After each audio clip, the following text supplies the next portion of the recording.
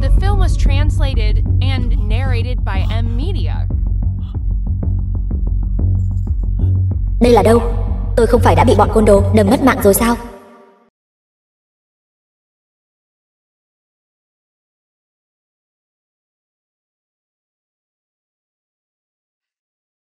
Đi thôi, lâu quá rồi, tránh ra nào.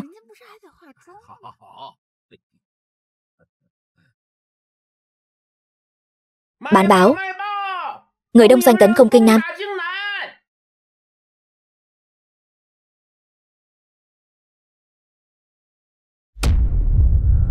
Năm thứ 13 của Trung Hoa Dân Quốc.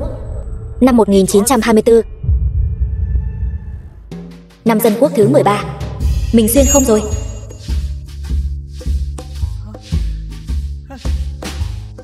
Mình là một lập trình viên, lại còn mang theo máy tính xách tay, xuyên không đến thời Dân Quốc. Mặc dù nói thời đại này là thời buổi loạn lạc, nhưng mình có trí tuệ nhân tạo hỗ trợ, chỉ cần không lo chuyện bao đồng. Kiếp này kiểu gì cũng có thể sống sung túc được nhỉ.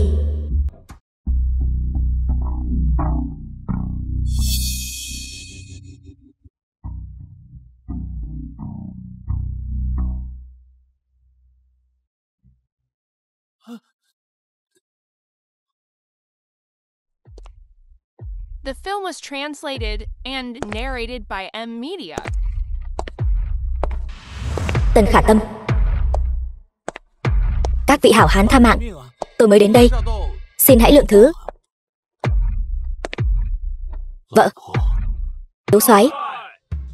Chúng sinh xuyên không đến thời Dân Quốc, không chỉ bị nhận nhầm thành thiếu soái mà thiếu soái phu nhân còn giống hệt vợ mình. Nhưng phụ nữ của thiếu soái cho tôi mượn 100 cái gan, tôi cũng không dám động vào. Mỹ nữ. Không phải, thiếu soái phu nhân. Tôi không phải thiếu soái mà các vị đang tìm. Tôi chỉ là một người kéo xe kéo. Tôi và thiếu soái đã kết tóc nhiều năm, sao có thể nhận nhầm được.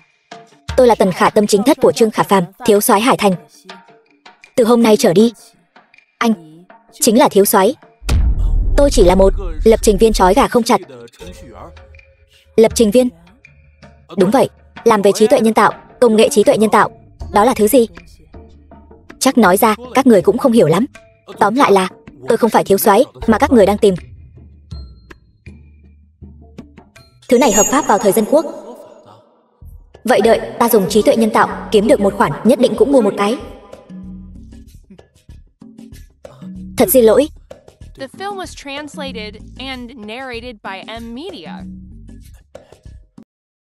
Năm 1924, nếu tôi nhớ không lầm thì quân phiệt Trương Khả Phàm và Hàn Chấn Đình để tranh giành mảnh đất Hải Thành, nơi có thể phòng thủ này. Cuối cùng cả hai bên đều bị tổn thất nặng nề, vì vậy cuối cùng trở thành thuộc địa của người Nhật.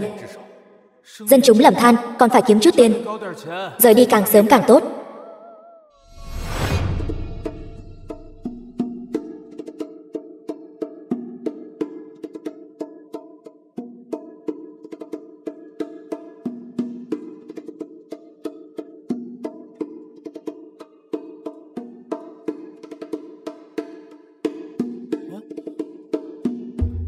Cô là Giang Tâm Nguyệt. Giang Tâm Nguyệt của Tổng hội Hàng hải. Tiểu Xảo. Tiểu Xảo của Bách Lạc Môn. Lôi Trá Thiên của bang Phủ Đầu. Lôi Trá Thiên muốn lấy... Các người muốn lấy mạng tôi, ít nhất cũng phải cho tôi một lý do chứ. Trương Khả Phàm, anh thân là thiếu soái lại cưỡng đoạt dân nữ, ép tôi làm thiếp hai của anh.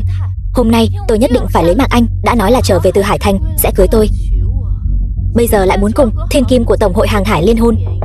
Mà đây phải lấy mạng tên bạc tình nhà anh. Khoan đã, xem ra mấy người này lại tưởng tôi là cái tên thiếu soái gì đó rồi. Có thể để tôi sắp xếp lại một chút được không? Tôi không cưới cô, cô muốn lấy mạng tôi. Cô không gả cho tôi, cô cũng muốn lấy mạng tôi. Vậy còn anh, chẳng lẽ tôi có tư tình gì với cái tên đàn ông này chưa dứt chứ?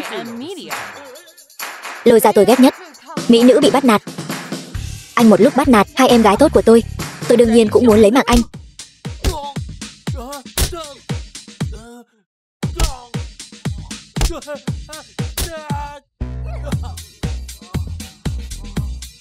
Người ta xuyên không thì có xe đẹp, gái đẹp. Mình xuyên không đến đây liền bị đánh. Chuyện này thật thảm quá đi mất.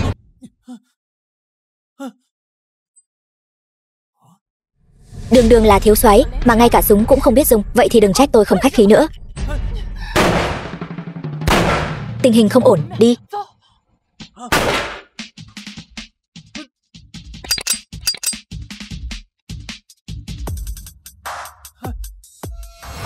Cô điên rồi sao? Tôi vừa rồi suýt chút nữa đã lấy mạng người. Bọn chúng muốn lấy mạng anh. Đương nhiên không thể để bọn chúng sống. Không phải. Bọn chúng muốn lấy mạng là thiếu soái. Không phải tôi. Tôi chỉ là một người kéo xe. Thiếu soái Trương Khả Phàm trên đường về thành đã bị ám sát. Hiện giờ tung tích không rõ. Tôi đã giấu tin tức này. Tôi muốn nhờ anh giúp tôi giả mạo thiếu soái để ổn định cục diện. So với những gì cô nói về cái thiếu soái đứng trên vạn người gì đó, tôi chỉ muốn sống thêm 2 năm nữa. Xin cáo từ. Phu nhân, thuộc hạ đến muộn. Xin phu nhân thứ tội. Lần sau đừng đến muộn nữa. Lui xuống đi.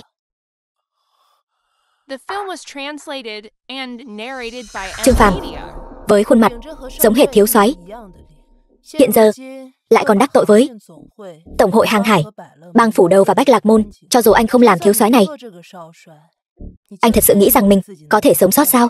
Trương Phàm sinh ra ở khu ổ chuột, cha mẹ đều mất trong loạn lạc, sống bằng nghề kéo xe kéo. Hiện giờ bữa đói bữa no, giờ đây có cơ hội cá chép hóa rồng. Chẳng lẽ anh không muốn trở thành thiếu soái có thể hô mưa gọi gió, xoay chuyển càn khôn của Hải Thành sao? Tôi nói người phụ nữ này sao lại tốt bụng cứu tôi, thì ra đã sớm điều tra rõ gia cảnh của tôi. Thôi vậy, cô ta nói đúng, tiến cũng không được, lùi cũng không xong, chi bằng đánh cược một phen. Để tôi làm thiếu soái cũng được, nhưng tôi có một điều kiện. Chỉ cần tôi có thể làm được, anh cứ việc nói. Bất kể sau này gặp phải tình huống gì, nhất định phải bảo toàn tính mạng của tôi trước. Đương nhiên.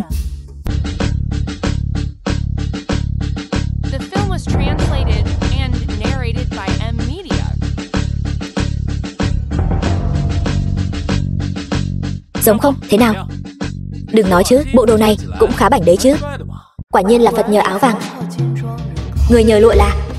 Nếu không mở miệng, ngay cả mình trong chốc lát cũng có chút hoảng hốt, cứ ngỡ thiếu soái thật đã trở về.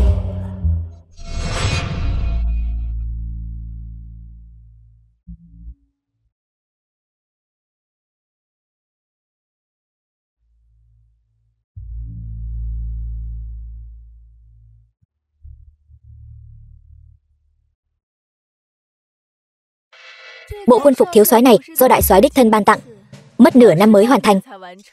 Trên đời chỉ có một bộ duy nhất. Tiểu Xảo, đừng sợ, chị Tiểu Xảo là người của tôi.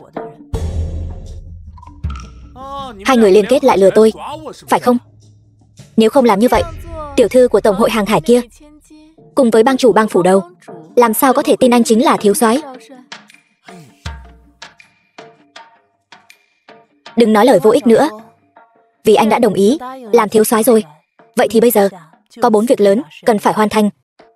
Thứ nhất, mạo danh thiếu soái, lừa gạt từ phó quan thiết quân, ổn định lòng quân. Thứ hai, nhân danh thiếu soái, cưới thủ phú Hải Thành, tổng hội trưởng vận tải biển Thiên Kim Giang Tâm Nguyệt làm nhị di thái, thu được quân phí. Thứ ba, chiêu mộ bang chủ Bang Phủ Đầu Lôi Trá Thiên, có được sự hỗ trợ vũ lực từ dân gian, ngang hàng với Hàn Chấn Đình. Thứ tư, tìm ra hung thủ thật sự đứng sau mưu hại thiếu soái, vì thiếu soái báo thù rửa hận.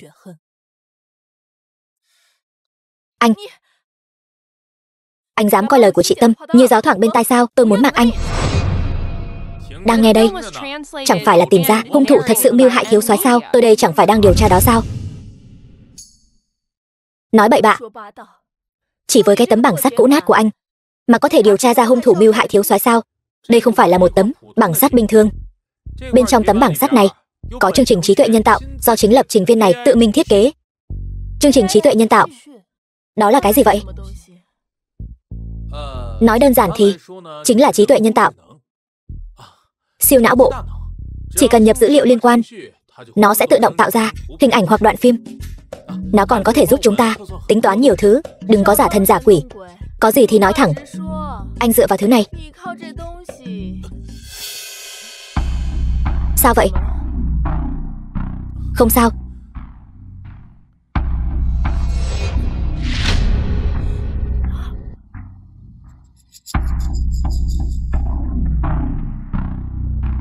Dựa theo dữ liệu các người đã cung cấp, tôi theo thời gian, địa điểm thiếu soái bị ám sát ngày hôm đó, Và khi hắn bị ám sát, vết máu bắn tung tóe trên mặt đất. Xét về bán kính, kết quả phân tích trí tuệ nhân tạo đưa ra là thiếu soái rất có khả năng bị người khác đâm một nhát dao vào ngực. Tôi sẽ tiếp tục phái người cho đến khi tìm thấy ngài ấy thì thôi. Sống phải thấy người, mất phải thấy xác. Thiếu soái này rốt cuộc có phúc khí từ đâu mà ra, mà có thể gặp được hai người phụ nữ tận tâm tận lực với mình đến vậy. Tôi thật sự có chút ghen tị với hắn. Xem ra tôi thật sự là đã quá lâu không chạm vào phụ nữ rồi. Trước tiên không nói đến tấm sắt của anh rốt cuộc có thần kỳ đến vậy không. Hiện giờ bên ngoài Hải Thành có Hàn Chấn Đình đang rình rập, bên trong có Từ Thiết Quân đang dục dịch. Một khi tin tức thiếu soái gặp nạn bị lộ ra, Từ Thiết Quân sẽ là người đầu tiên phản bội. Từ Thiết Quân, ai vậy? Trong số các phó quan của thiếu soái, chính là Từ phó quan, có chiến công của hắn hiển hách nhất. Hắn không chỉ có võ nghệ cao cường, mà trong quân đội cũng rất có uy tín. Nhưng may mắn là hắn đang dẫn quân chinh phạt phía Tây, không có mặt ở Hải Thành. Tiểu soái ca, anh tạm thời an toàn rồi. Báo. Từ phó quan Thiết Quân đại thắng trở về, muốn báo tin vui cho thiếu soái, hiện đã đến cửa soái phủ. Tuy nhiên, đi cùng còn có bang chủ bang phủ đầu, Lôi Trá Thiên. Cái gì? Thiếu soái hôm nay có vẻ không ổn rồi. Trước hết cứ lùi xuống đi. Vâng. Thế nào? Hình tượng của tôi bây giờ chắc là có thể lừa được chứ, đừng có khoe khoang nữa. Từ Thiết Quân, hắn ta đột ngột trở về, lại còn có bang chủ bang phủ đầu, Lôi Trá Thiên đi cùng. Kẻ đến không có ý tốt. Nói mau, cái trí tuệ nhân tạo của anh có cách nào đối phó với hắn không? Các người xem này, đây là máy quay. Dùng cái này để ghi lại một vài chiêu thức của Từ Thiết Quân và tải lên. Chương trình trí tuệ nhân tạo của tôi, nó sẽ tự động tính toán ra thứ tự ra chiêu của hắn, cũng như phương pháp hóa giải. Tải lên. Đó là cái gì vậy? Xong rồi. Tôi quên mất đây là thời dân quốc, không có mạng. Tôi làm sao mà tải lên được đây? Nói gì vậy? Báo. Từ phó quan Thiết Quân, bang chủ bang phủ đầu Lôi Trá Thiên đã đến. Đến rồi. Tiếp theo phải dựa vào chính anh rồi. Nếu chúng tôi can thiệp quá nhiều, e rằng Từ phó quan sẽ nhìn ra manh mối.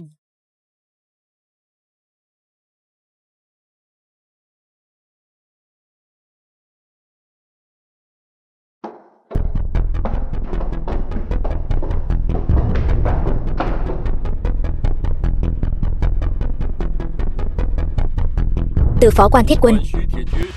Từ Thiết Quân, bái kiến thiếu soái.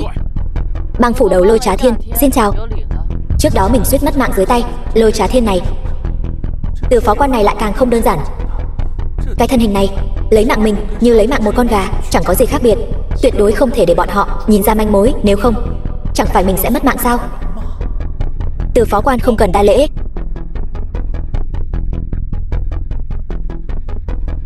Vội vàng tìm bổn soái thế, có việc gì? Tại hạ phụng mệnh thiếu soái, Tây Trinh đại thắng toàn diện, đặc biệt đến báo tin vui cho thiếu soái. Chiến tuyến phía Tây toàn là tướng bại trận bỏ trốn, diệt bọn họ dễ như trở bàn tay. Sao vậy? Từ phó quan ngay cả chuyện nhỏ này cũng phải tìm bổn soái để xin thưởng sao? Thuộc hạ không dám. Chỉ là nghe nói thiếu soái về Hải Thành tiếp quản quân vụ, đột nhiên bị người ám toán mà bị thương, đặc biệt đến thăm hỏi. Bị thương?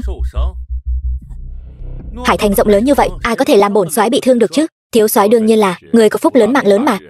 Nếu thiếu soái thân thể vô sự, vậy tại hạ có một thỉnh cầu không phải phép.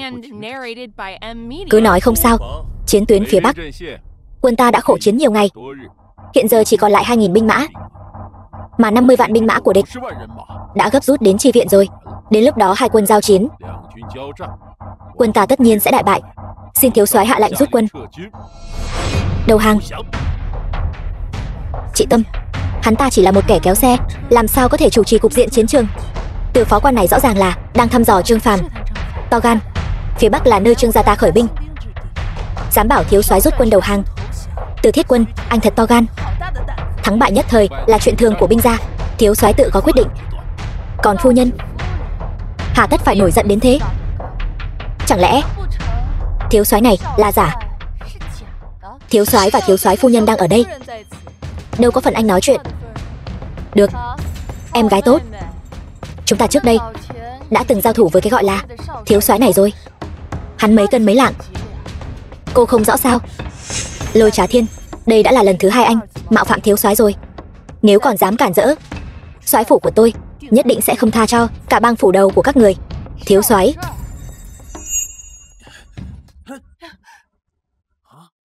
đường đường là thiếu soái mà ngay cả súng cũng không biết dùng.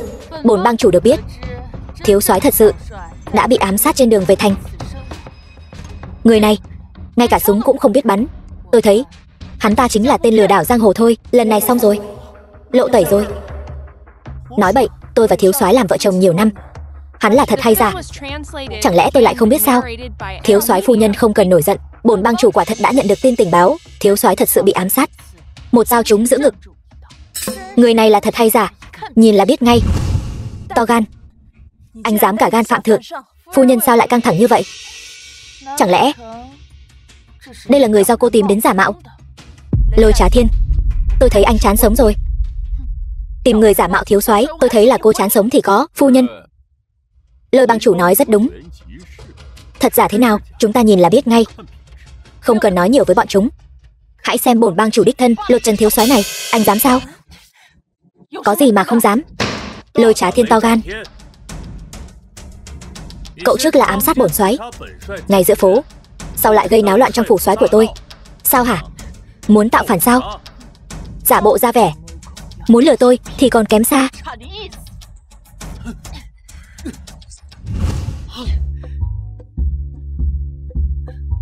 Lôi bang chủ, đây là muốn tuyệt hậu phủ soái của tôi sao? Không đúng, cảm giác này. Lưu manh.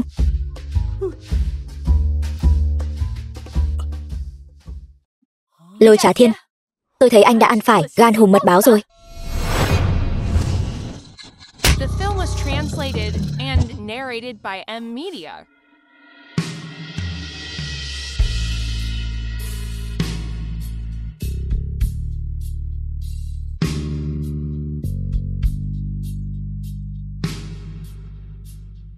Chẳng trách, khiến tôi đến cậu ta cũng không thể quên. Thì ra Lôi bang chủ này cũng là một đại mỹ nhân có nhan sắc không tầm thường. Lôi bang chủ lừng danh, không ngờ cũng là một mỹ nhân tuyệt sắc khuynh thành. Lão tử là hàng thật giá thật. Anh có phải hàng thật giá thật không thì chưa biết. Thiếu soái cẩn thận.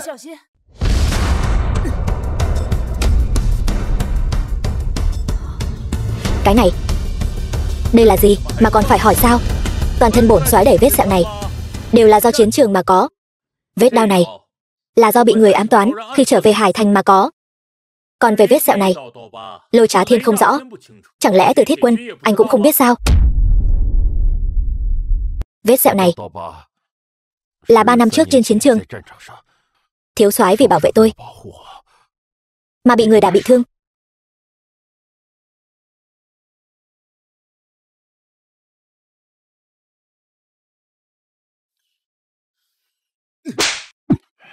Đồ vong ân bội nghĩa.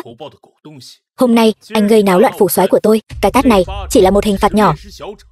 Nếu có lần sau sẽ xử lý theo quân pháp. Thuộc hạ biết tội.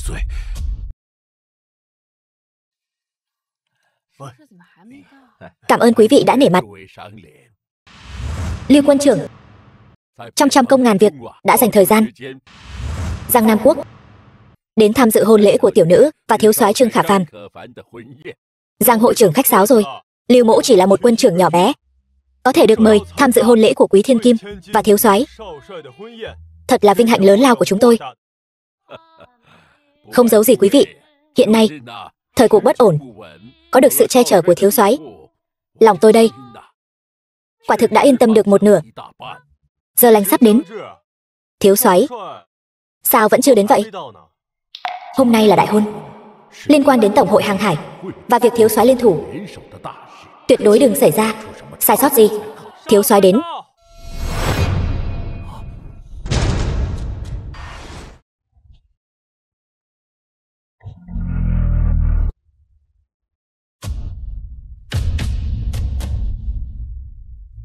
Tham kiến thiếu soái. Miễn lễ. Tạ thiếu soái. Hội trưởng tổng hội hàng hải Hải Thành, Giang Nam Quốc, tham kiến thiếu soái đại nhân. Miễn lễ. Thiếu soái, giờ lành đã đến, chúng ta bắt đầu thôi. Mời Tâm Nguyệt.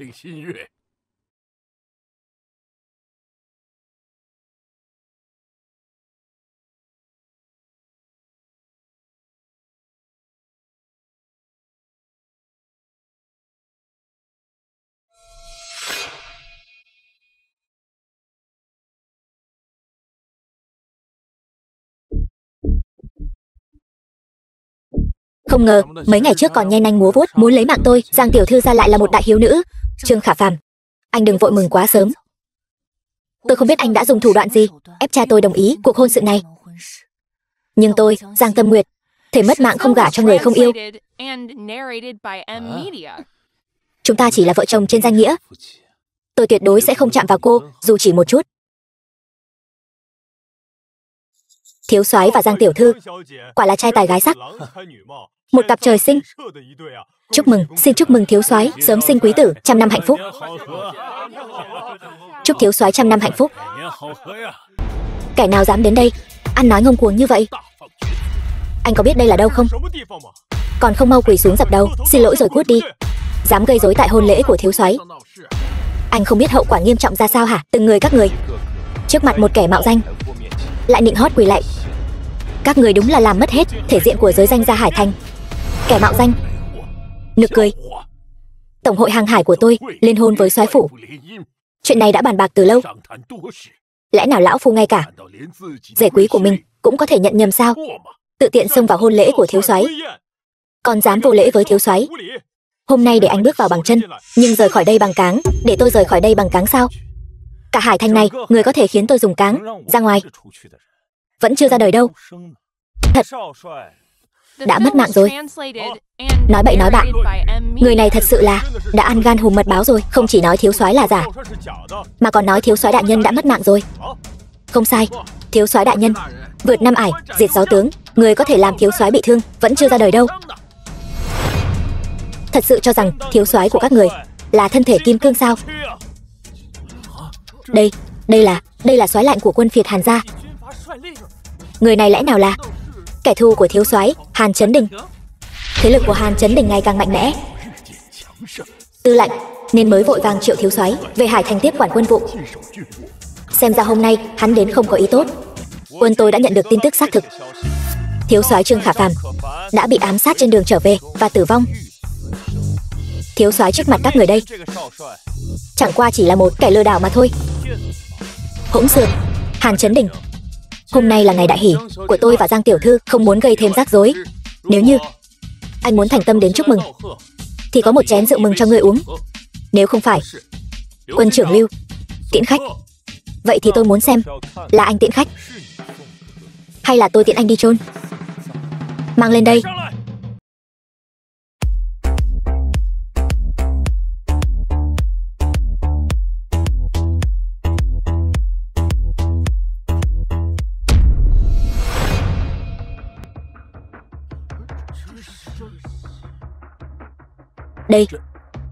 Đây chính là bát quái long quan của thiếu soái. Bát quái long quan. Đúng vậy, thiếu soái Trương Khả Phàm trước giờ coi tính mạng nhẹ tựa lông hồng, khiêng quan tài ra trận, ai ai cũng biết. Đây lại là cái thứ gì nữa? Tần Khả Tâm chưa bao giờ nói với mình, vợ ơi, em mau về đi, anh không chịu nổi nữa rồi. Thiếu soái Trương Khả Phàm đã truyền lệnh cho hậu nhân Lỗ Ban mất 8 năm để chế tạo đồ rác rưởi nhà anh. Chắc là chưa từng thấy bao giờ nhỉ.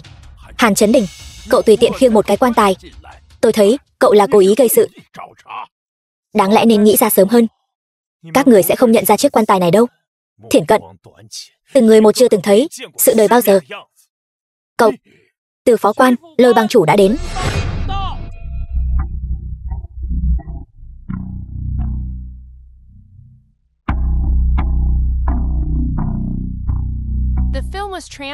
Không ngờ Lôi Trá Thiên này lại là một tuyệt sắc giai nhân đến vậy. Lôi Trá Thiên, bang chủ bang phủ đâu là nữ sao? Phó quan Từ Thiết Quân bái kiến thiếu soái. Bái kiến một thiếu soái giả làm gì? Từ phó quan, hãy nói cho mọi người biết, chiếc long quan của thiếu soái là thật hay giả đây?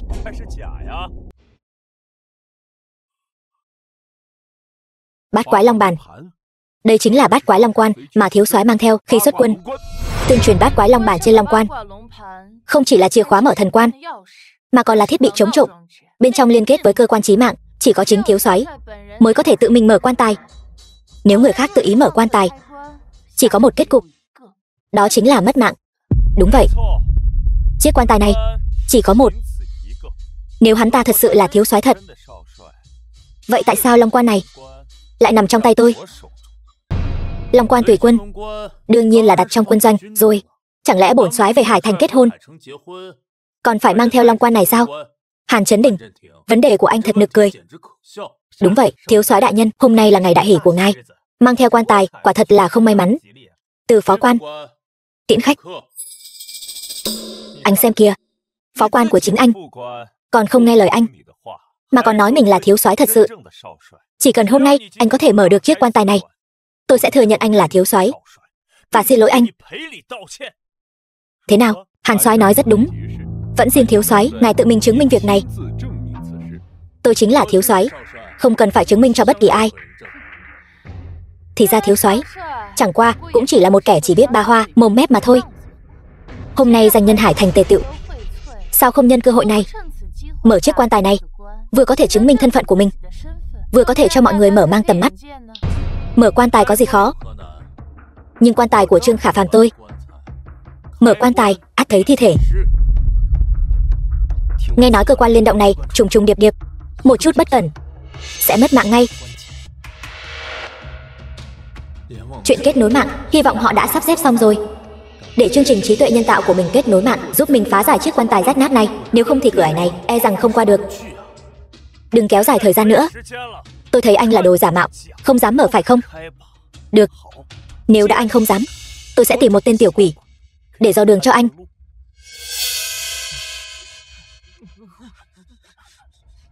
The film was translated and narrated by M Media.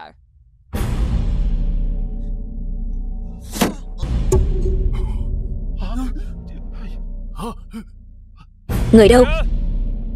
Lôi đi.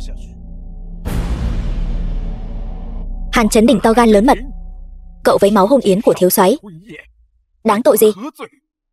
Đang kết nối mạng. Trời đất ơi, nếu hôm nay không kết nối được mạng, người mất mạng tiếp theo chẳng phải là mình sao? Đồ nhát gan. Hàn Chấn Đình được đằng chân lẫn đằng đầu đến mức này rồi, anh vậy mà vẫn có thể nhịn được sao? Hàn Chấn Đình, anh ăn nói lung tung, trước là nghi ngờ thân phận của bổn soái, sau là gây rối hành hung. Hôm nay tại hôn yến này, tôi nhất định phải lấy mạng anh. Muốn mạng của tôi sao? Được, chỉ cần anh mở được chiếc quan tài này, cái đầu của Hàn Chấn Đình tôi tặng cho anh cũng được. Được thôi, được. Hôm nay nếu có thể một lần trừ bỏ Hàn Chấn Đình, thiếu soái ở Hải Thành sẽ không còn chướng ngại vật nào nữa. Xin thiếu soái mở quan tài để tiễn Hàn Chấn Đình. Xin thiếu soái mở quan tài để tiễn Hàn Chấn Đình. Vợ ơi, chị Tiểu Xảo ơi, hai người mà không đến nữa, cái mạng nhỏ của tôi e rằng phải bỏ lại đây rồi.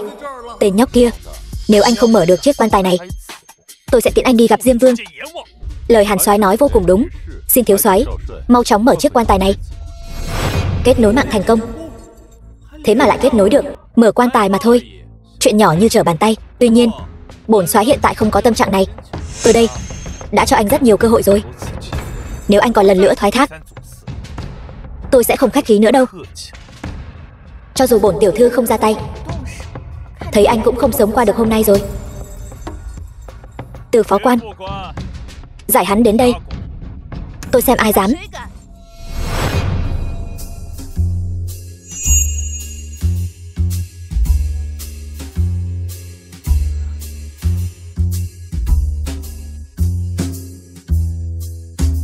Vợ ơi, vẫn phải là nhờ em thôi. Vợ ơi, mạng đã được thiết lập thành công rồi. Đừng có lợi dụng tôi làm việc anh còn không yên tâm sao? Thiếu soái phu nhân, kẻ này to gan lớn mật, dám mạo danh thiếu soái, suýt chút nữa đã lừa gạt tất cả mọi người có mặt tại đây. Xin cô mau chóng hạ lệnh bắt người này xuống. Người đâu? Bắt lấy. Phu nhân, đây là ý gì? Từ Thiết Quân, anh gan to thật. Hết lần này đến lần khác nghi ngờ thiếu soái. Đáng tội gì? Thuộc hạ vô tội. Theo thiếu soái, Nam Chinh Bắc Chiến hơn 10 năm, lập vô số công lao. Hiện giờ lời đồn thiếu soái bị hại lan truyền ầm ĩ, tôi chính là lo lắng an nguy của thiếu soái mới nghi ngờ như vậy. Sao lại thành kẻ phản bội rồi? Từ phó quan, anh dám thể không? Anh đối với thiếu soái tuyệt đối không hài lòng, tuyệt đối không hài lòng. Vậy anh vì sao hết lần này đến lần khác nghi ngờ thiếu soái? Cỗ quan tài bát quái long quan này khi nào có thể mở? Anh là phó quan của thiếu soái, chẳng lẽ cũng giống bọn họ không rõ sao? Thuộc hạ biết lỗi. xin thiếu soái phu nhân trách phạt. Không hổ là người phụ nữ mà bổn soái nhìn chúng. Thái Sơn sụp đổ trước mặt mà không đổi sắc. Tôi nói cái tên kéo xe quèn này, sao lại dám mạo danh thiếu soái? Thì ra là cô đang chống lưng cho hắn. Hàn Chấn Đình, anh nói bậy gì vậy? Chẳng trách Trương gia lại vội vàng kết thông gia với Giang gia ta như vậy, thì ra thiếu soái thật sự đã sớm mất mạng rồi. Giang tiểu thư, cô đừng nghe bọn họ nói. Hàn Chấn Đình, mặc dù Trương gia và Hàn gia vốn dĩ không hợp nhau, nhưng đều là quân chủ lực bảo vệ Hải Thành. Trên hôn lễ của phu quân ta hát nước bẩn vào hôn lễ cũng có chút hèn hạ. Trương phu nhân rộng lượng, là chính thất tự mình nạp tiếp thứ cho thiếu soái. Nếu như hắn là thiếu soái thật, phu quân kết tóc lại cưới người khác, hôm nay Trương phu nhân cô còn bảo vệ hắn như vậy sao? Tôi có thể đến hôm nay, tôi cũng có thể chứng minh anh là giả. Trừ phi anh mở nó ra. Những gì Hàn Chấn Đình nói không phải không có lý. Thiếu soái phu nhân, xin đừng ngăn cản, cho hắn mở quan tài tự chứng minh đi. Thiếu soái, vẫn xin ngài mở quan tài tự chứng minh. Tuyệt đối đừng để Hàn Chấn Đình phá hoại đại sự kết thông gia của hai nhà chúng ta. Chị Tiểu Xảo đến.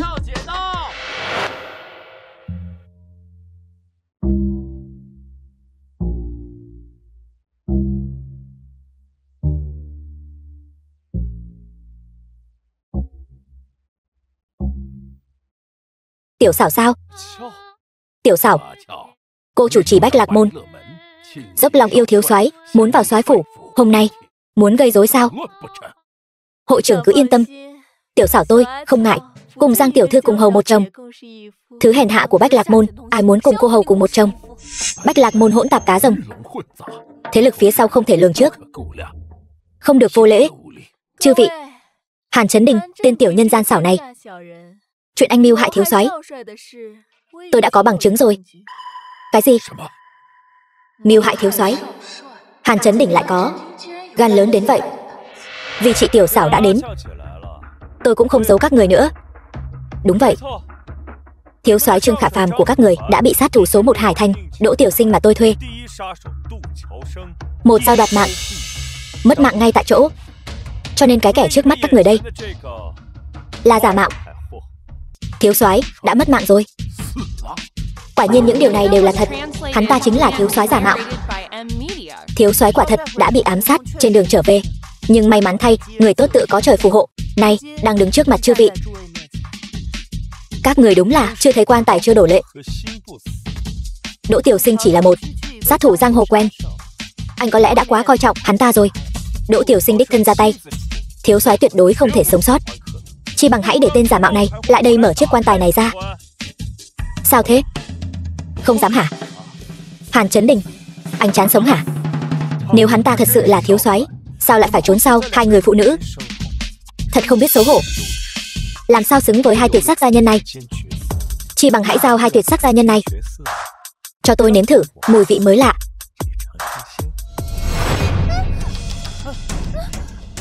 Cha ơi, cứu con. Nếu những gì Hàn Chấn Đình nói là thật, thiếu soái thật sự đã mất mạng, thì tương lai Hải Thành chắc chắn sẽ là thiên hạ của Hàn Chấn Đình. Gia sản khổng lồ của Giang gia ta vẫn phải nhờ Hàn Chấn Đình bảo vệ. Thiếu soái đã mất mạng rồi. Hàn đại soái, nếu ngài để mắt đến tiểu nữ nhà tôi, đó là phúc khí của nó. Cha thật sự muốn vì giữ gìn Giang gia mà gả con cho tên cầm thú này sao? Đúng là một lão già, gió chiều nào xoay chiều đó. Tôi coi trọng ông rồi, tôi sẽ đối xử với con gái ông nhẹ nhàng một chút.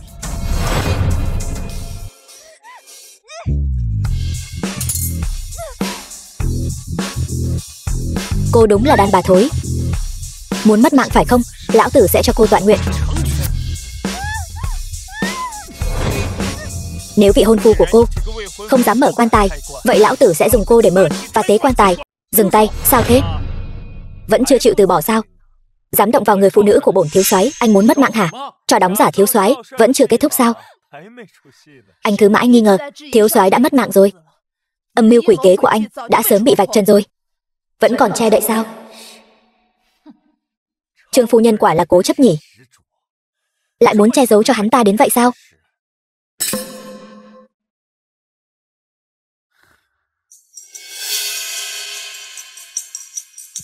Càn Tam Liên, Khôn Lục Loạn, Trấn Ngưỡng Vu.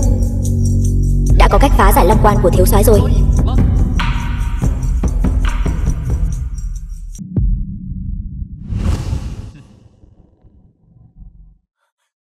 Hàn đại soái cứu tôi. Bẩm đại soái, lần trước trong tiệc cưới, Trương Phàm tuy đã mở được long quan để tự chứng minh thân phận, nhưng hắn lại quên rằng hắn từ nhỏ đã được xưởng xe nhận nuôi. Ở Hải Thành có người quen biết hắn.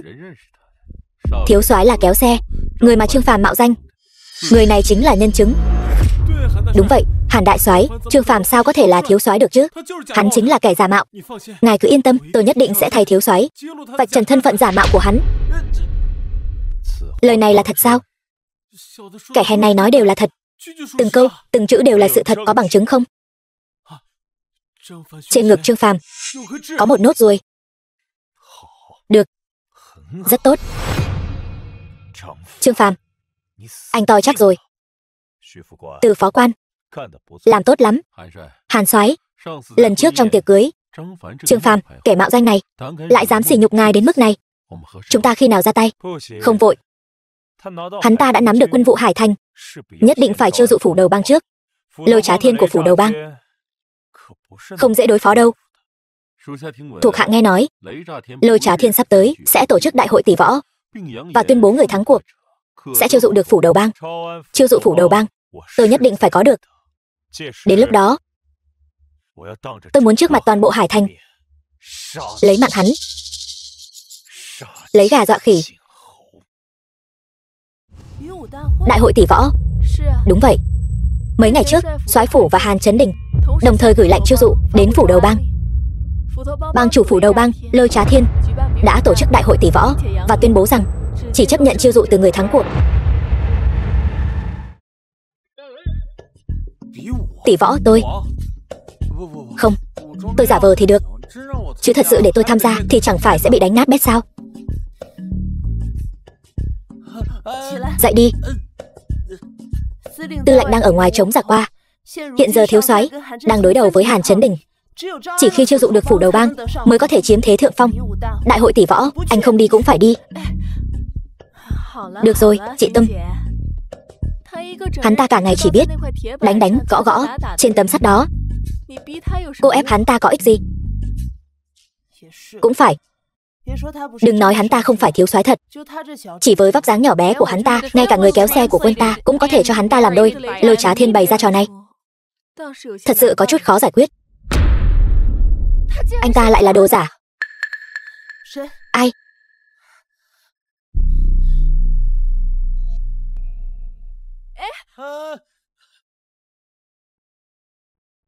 Đừng làm người khác bị thương. Anh là thiếu soái giả. Khắp Hải Thành chỉ có tôi và chị Tiểu Xảo hai người biết. Giờ đây bị cô ta nghe thấy, đương nhiên không thể để cô ta sống. Đừng. Có chuyện gì thì nói chuyện tử tế. Hơn nữa, cô ta vẫn là vợ lẽ của tôi. Vợ lẽ? Anh có tin không?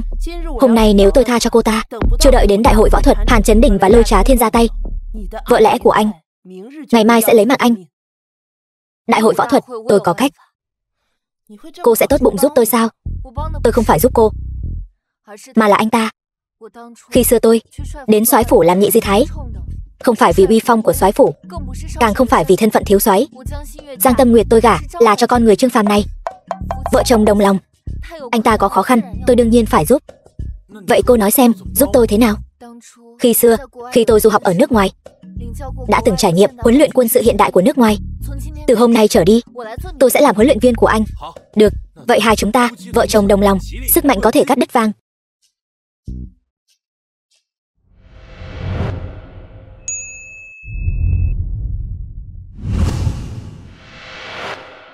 Quả nhiên người đẹp vì lụa. Người kéo xe nhỏ này khoác lên bộ đồ này, khí chất đàn ông lập tức bùng nổ, khiến tôi thực sự có chút rung động. Bộ đồ này là tôi nhờ người mua từ nước ngoài về, giá cả không hề rẻ. Chị Tiểu Xảo rung động thì rung động, nhưng đừng quên, hắn ta là đàn ông của tôi. Là của cô thì sao?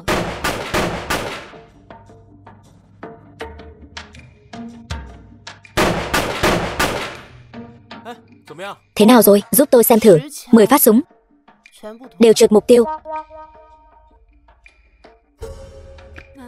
Chẳng lẽ những ngày qua, tất cả những gì chúng ta đã làm thực sự sẽ đổ sông đổ bể sao? Đợi tôi một chút.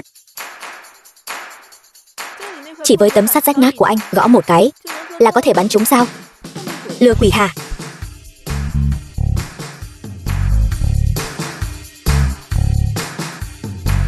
Xong rồi. Nào, tôi thử lại xem sao.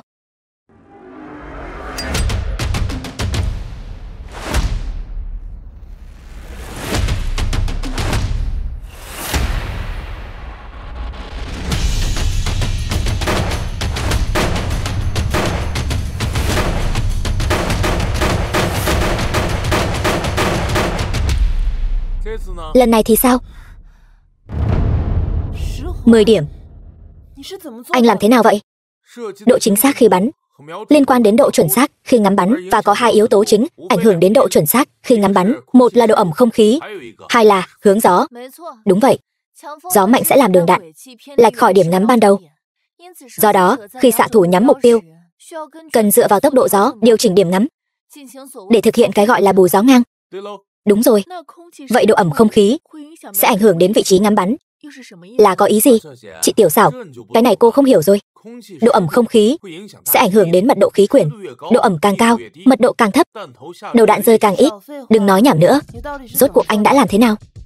Một xạ thủ giỏi có thể phán đoán chính xác hướng gió, tốc độ gió và độ ẩm không khí. Mặc dù tôi không phải là một xạ thủ giỏi, nhưng tôi có cái này. Tôi thông qua nó đã lấy vị trí của tôi và vị trí bia và xây dựng một mô hình. Chương trình trí tuệ nhân tạo của tôi sẽ giúp tôi phân tích chính xác hướng gió, tốc độ gió và độ ẩm không khí, và cho tôi biết vị trí ngắm bắn tốt nhất. Thứ này thật sự thần kỳ như anh nói sao? Không tin thì cô thử xem.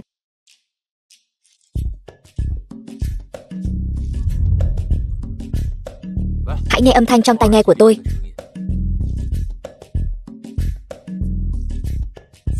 Gió Tây 16 km/h, độ ẩm không khí 35%.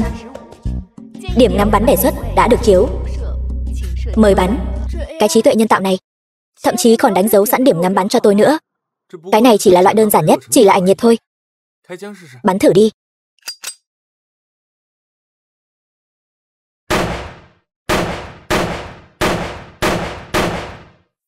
Mười điểm. Thật không ngờ, đều là 10 điểm. Đừng quên, tôi là lập trình viên đấy. Việc sửa đổi những thiết bị nhỏ này đối với tôi chỉ là chuyện nhỏ. Tốt quá. Vậy chúng ta chắc chắn sẽ thắng rồi. Đi thôi, tôi tiếp tục giúp anh rèn luyện thể lực. Đi nào. Mang cái này theo, chắc chắn cũng sẽ giúp ích được.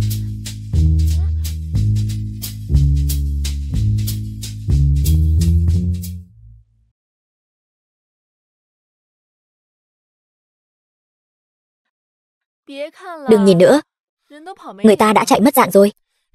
Ai nói tôi nhìn anh ta? Đúng là vẫn còn cứng đầu. Thừa nhận đi, cô đã yêu tên kéo xe nhỏ bé này rồi.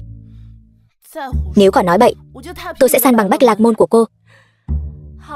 Được thôi, chị Tâm của tôi. Nếu chị thật sự không rung động, vậy tôi sẽ không khách sáo đâu nhé.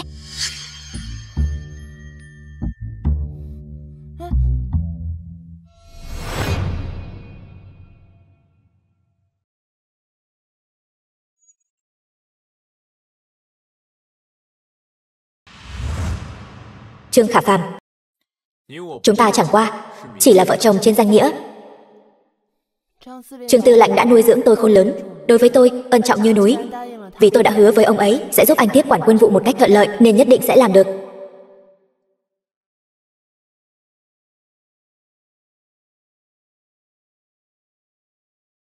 Sau khi tôi về Hải Thành tiếp quản quân vụ, chúng ta sẽ ly hôn.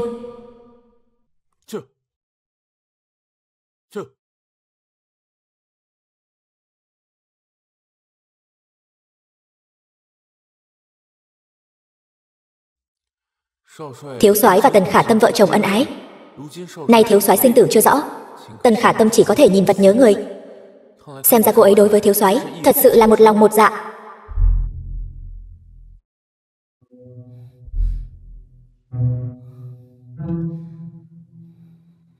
Anh đến rồi.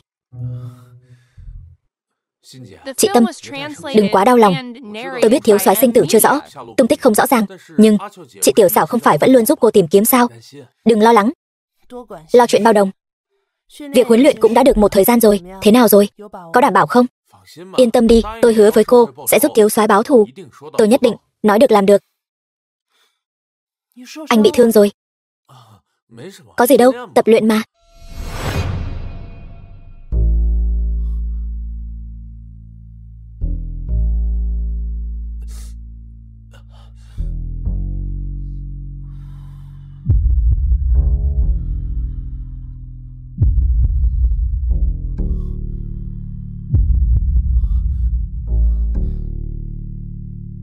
Chị Tâm, nếu thiếu soái mà mất, tôi dù có liều cả mạng sống cũng sẽ bảo vệ cô. Ngậm cái mồm quạ đen của anh lại đi.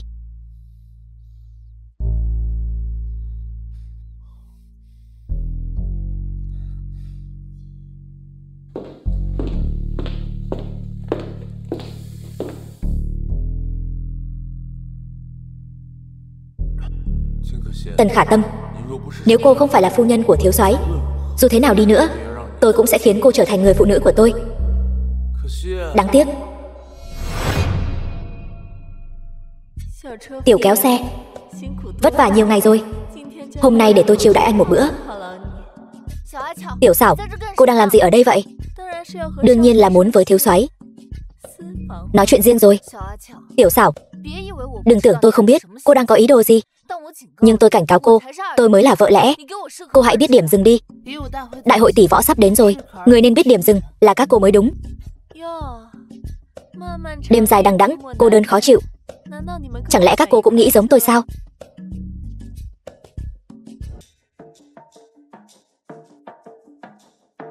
Ngày mai là đại hội tỷ võ rồi, các cô mau về ngủ đi.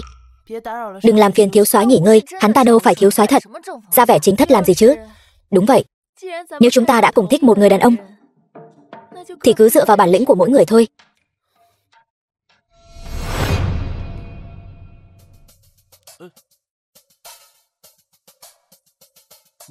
Sao các cô lại ở đây hết vậy? Đương nhiên là thấy anh vất vả mấy ngày nay, nên đến thưởng cho anh một chút.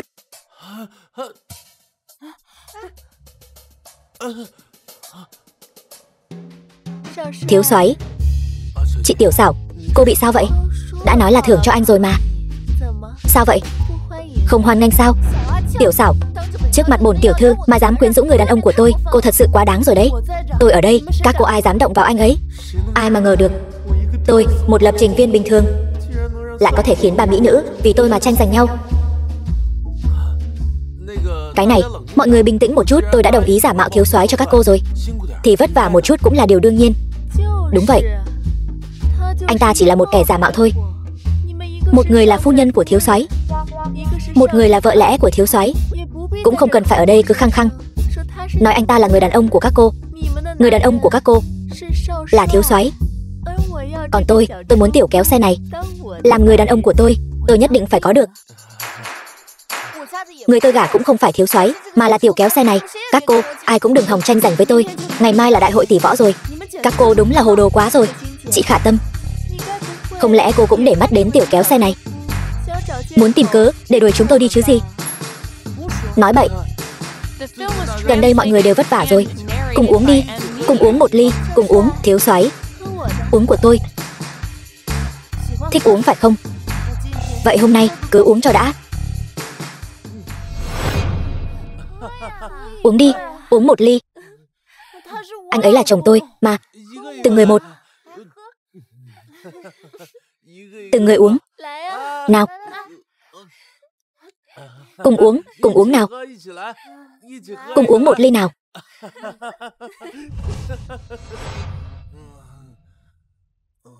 Anh ấy là chồng của tôi.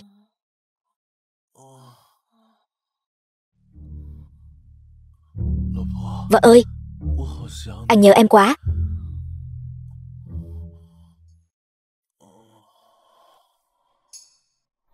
Mình đang mong đợi điều gì vậy? Khốn nạn. Chẳng lẽ thật sự đã rung động với tên này rồi sao?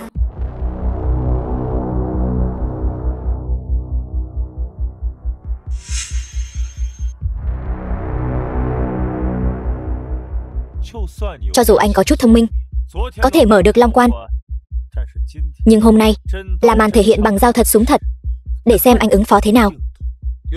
Có gì mà không dám.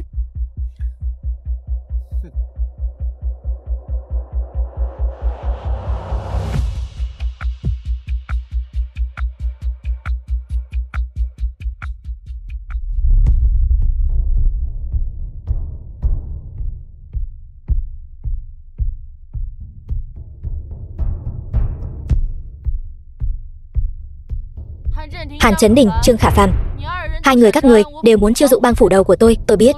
Lôi Trá Thiên tôi không phải là kẻ không biết thời thế. Hôm nay đã tổ chức đại hội tỷ võ, kẻ thắng làm vua, ai thắng Lôi Trá Thiên tôi sẽ chấp nhận chiêu dụ của người đó. Trận đấu chia làm 2 vòng. Vòng đầu tiên thi đấu võ nghệ, vòng thứ 2 thi đấu súng pháp. Kỹ năng bắn súng có thể dùng trí tuệ nhân tạo gian lận. Cái công phu này, cái này tôi làm sao được chứ? Sao vậy? Công phu trên giường thì được, xuống giường thì không được rồi. Tối qua chúng ta rõ ràng có gì xảy ra đâu chứ. Cứ yên tâm đi, tôi đã sắp xếp xong rồi. Đi.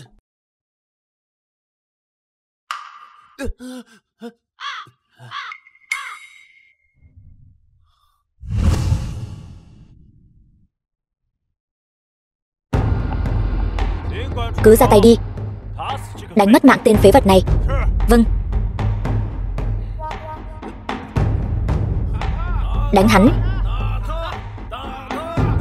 Đêm qua thật quá hoang đường, họ sẽ không phải là nhân cơ hội liên thủ trêu chọc mình chứ. Đánh hắn.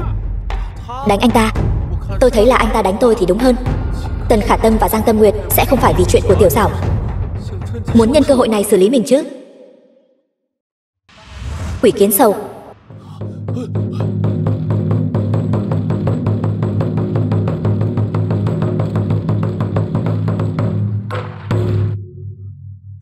Thiếu soái, cẩn thận đấy.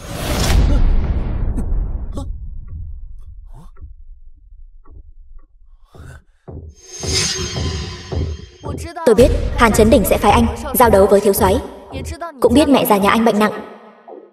Đây là chút lòng thành. Cô muốn tôi nhường sao? Thiếu soái là cửu ngũ chí tôn, anh dám làm anh ta bị thương. Anh đoán xem hàng ngàn tướng sĩ phủ soái của tôi có dễ dàng tha cho anh không? Thiếu soái tiếp quản quân vụ Hải Thành là xu thế tất yếu. Nhận lấy số tiền này không chỉ bảo toàn tính mạng mẹ già của anh, mà còn bảo đảm tiền đồ của chính anh. Được, tôi đồng ý.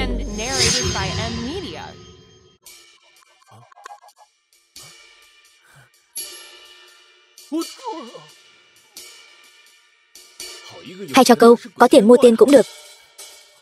Nào, lại nữa nào.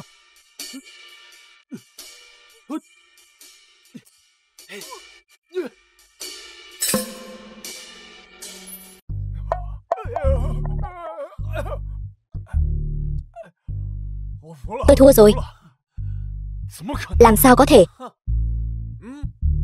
Vòng đầu tiên, thiếu soái Trương Khả Phàm thắng.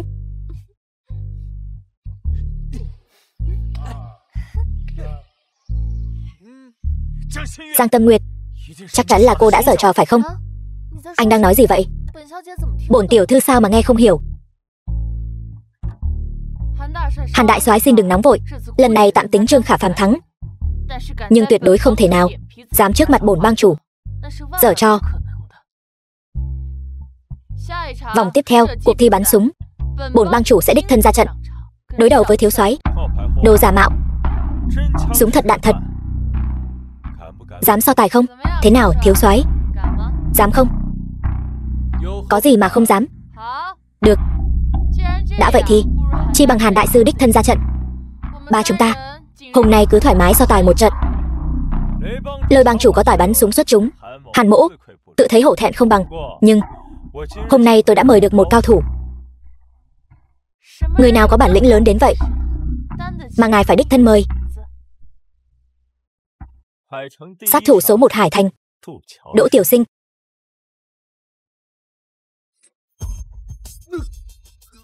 Thiếu soái, Đỗ Tiểu Sinh.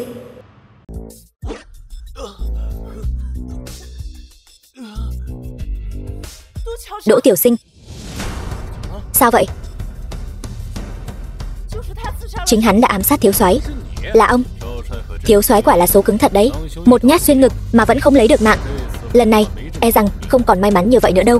Đỗ Tiểu Sinh, ông dám ám sát thiếu soái, tôi muốn mạng ông. Phải chịu trách nhiệm với tôi. Vở kịch hay sắp bắt đầu rồi. Dừng lại, bình tĩnh. Lôi bang chủ, là phu nhân của tôi nhất thời tức giận. Đại hội tỷ võ hôm nay vốn dĩ là để giải quyết mọi việc một cách hòa bình. Mọi người hà tất phải làm lớn chuyện. Bổn bang chủ không gây sự, cũng không sợ sự. Nếu chọc giận tôi sẽ lật tung mọi thứ. Không ai có thể sống yên ổn ở Hải Thành. Vậy chúng ta cứ thi đấu trước đi. Vòng thứ 2, cuộc thi bắn súng bắt đầu. Hàn Chấn Đình cố ý sắp xếp chính là để kích động cô. Đừng mắc bẫy hắn. Hiện giờ chiêu dụ bang phủ đầu mới là việc quan trọng nhất. Cô yên tâm, thù của thiếu soái tôi sẽ báo thù giúp cô. Một kẻ giả mạo cũng dám động đến người phụ nữ mà bổn soái để mắt tới. Hôm nay xong việc, Hàn Chấn Đình tôi nhất định phải khiến Tần Khả Tâm trở thành nữ nhân của tôi. Trương Phàm, đồ ngu ngốc nhà anh. Tôi rõ ràng là đang lo lắng Đỗ Tiểu Sinh sẽ gây bất lợi cho anh.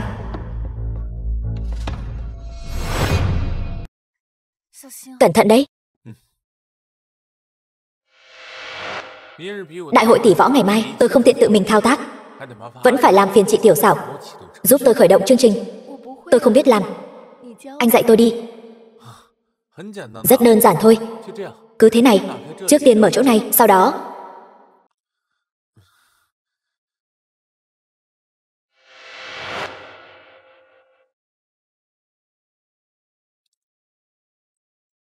thắng đại hội tỷ võ thì hãy chấp nhận sự chiêu dụ của bổn soái. Hy vọng Lôi bang chủ nói được làm được. Một kẻ bại trận dưới tay tôi, trước mặt tôi, anh làm sao có thể thắng kẻ họ Trương kia. Ván này anh mà dám giở cho gì, dưới mắt của lão nương nữa, bổn bang chủ sẽ đích thân lấy mạng anh. Trương Phàm đã thắng một ván. Ván này nếu để hắn thắng nữa, chúng ta sẽ thua hoàn toàn.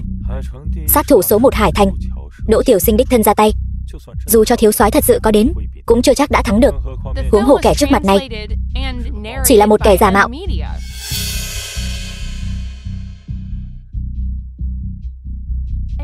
Chương trình trí tuệ nhân tạo đã khởi động. Kiểm tra điểm ngắm hoàn tất. Xin hãy bắt đầu bắn. Xong. Chuẩn bị. Bắt đầu bắn.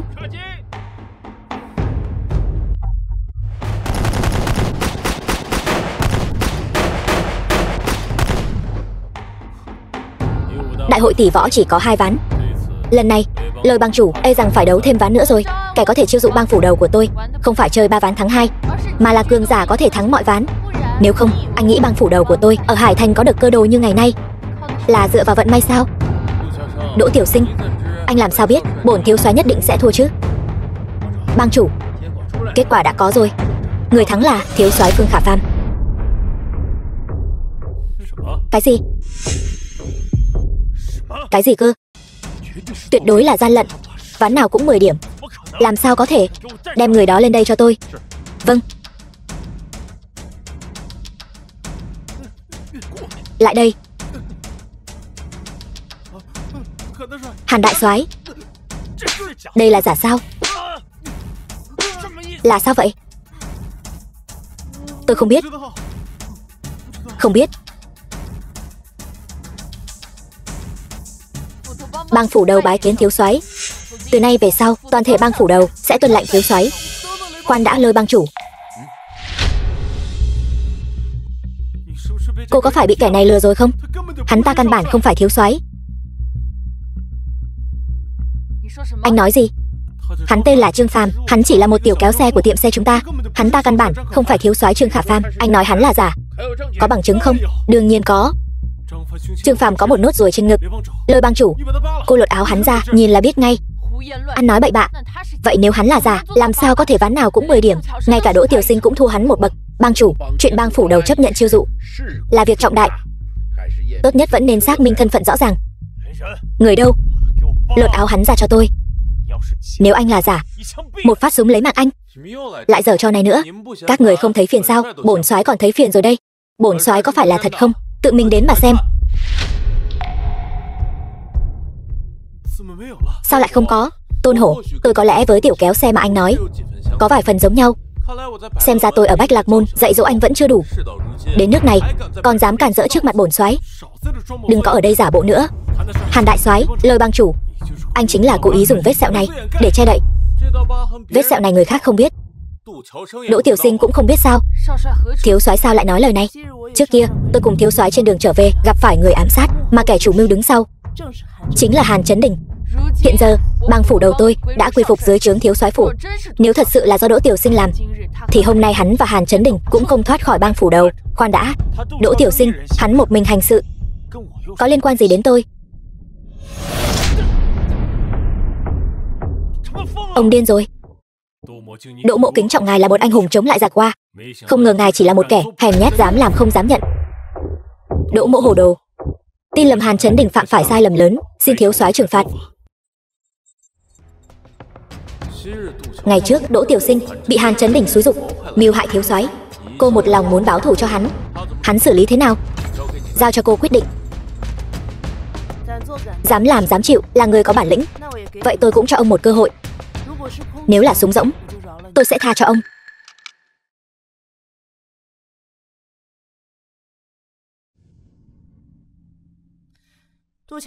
Đỗ Tiểu Sinh nghe lạnh, từ hôm nay xung vào quân thiếu soái, chống lại giặc hoa, lập công chuộc tội. Vâng. Đỗ Tiểu Sinh vận may cũng quá tốt rồi. Hắn đâu phải là vận may tốt, rõ ràng là thiếu soái phu nhân cố ý tha thứ. Vừa nãy 3 viên đạn đó, phu nhân hoàn toàn không bỏ vào trong súng. Mang đi. Thiếu soái, tôi xin lỗi, hiện nay giặc hoa hoành hành, đại địch đang ở trước mắt, tôi chỉ có thể chọn bảo vệ đất nước là trên hết. Bang chủ tôi quả nhiên không nhìn lầm, thiếu soái và thiếu soái phu nhân đều là người trọng đại nghĩa. Quỷ Kiến Sầu, mang cây diều của bang chủ tôi đến đây. Vâng. Thiếu soái đã thắng đại hội tỷ võ, Lôi Trá Thiên tôi nói được làm được. Từ hôm nay bang phủ đầu chính là của thiếu soái. Nếu vậy bang phủ đầu là của bổn thiếu soái, vậy Lôi bang chủ là tất nhiên cũng là người của thiếu soái. Đùa thôi. Thiếu soái, tha cho Đỗ Tiểu Sinh. Hàn Chấn Đình phải làm sao? Muốn xử lý bổn soái, các người còn chưa đủ tư cách. Động thủ. Quỷ Kiến Sầu, anh muốn làm gì? Bấy lâu nay tôi đối xử với anh không tệ, xin lỗi Lôi bang chủ. Nếu muốn trách thì trách cô là một người đàn bà. Lôi bang chủ, cho dù cô mưu tính có tinh vi đến mấy, cô cũng không thể chống lại đám nam nhi nhiệt huyết dưới trướng cô.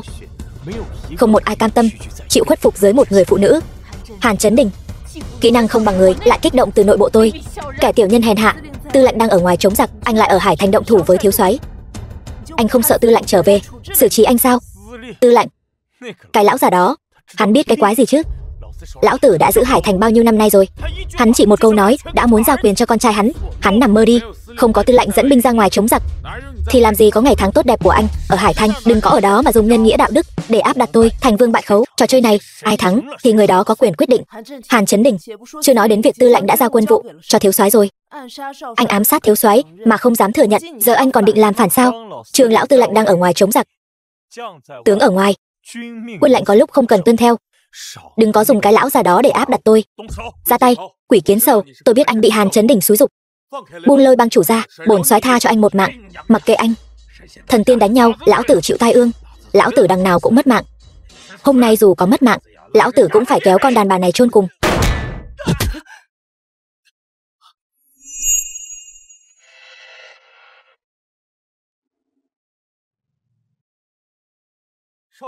Thiếu soái, Tần quản gia đến rồi. Tiểu nhân đến muộn, xin thiếu soái thứ tội. Không muộn, đến đúng lúc lắm. Anh. Hàn Chấn Đình dã tâm bừng bừng, tôi đã nói sẽ báo thù cho cô. Hôm nay là đại hội tỷ võ, tôi làm sao có thể không để lại chiêu cuối chứ? Các người tìm một lão quản gia đến để áp đặt tôi, là muốn cưỡi lên đầu tôi sao?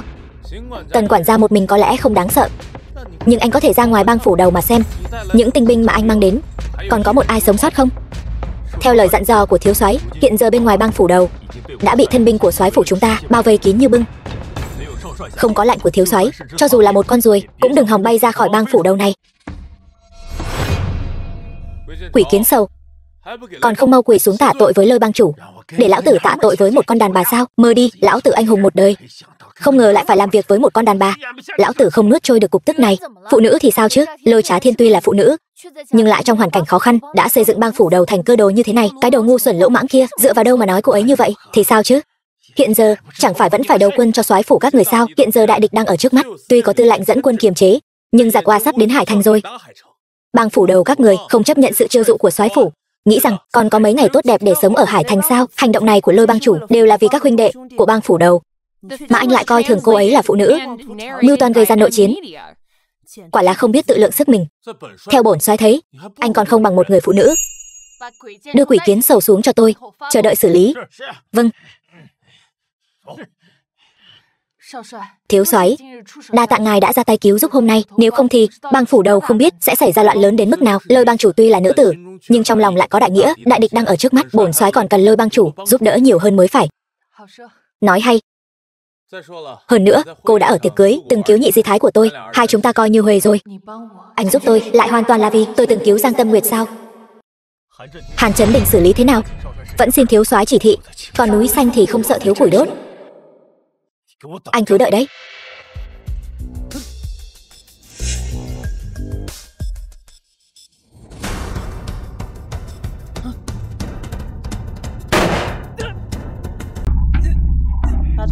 Đưa hắn xuống, chờ đợi xử lý. Vâng. Đưa đi.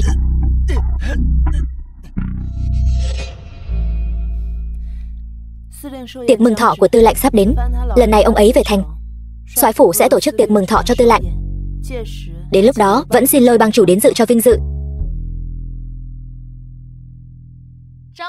Sinh nhật của Trương tư lệnh, bang phủ đầu của tôi nhất định sẽ tặng lão tư lệnh một món quà lớn. Chúng ta đi thôi. Thiếu soái này quả nhiên không tầm thường, xứng với bổn bang chủ.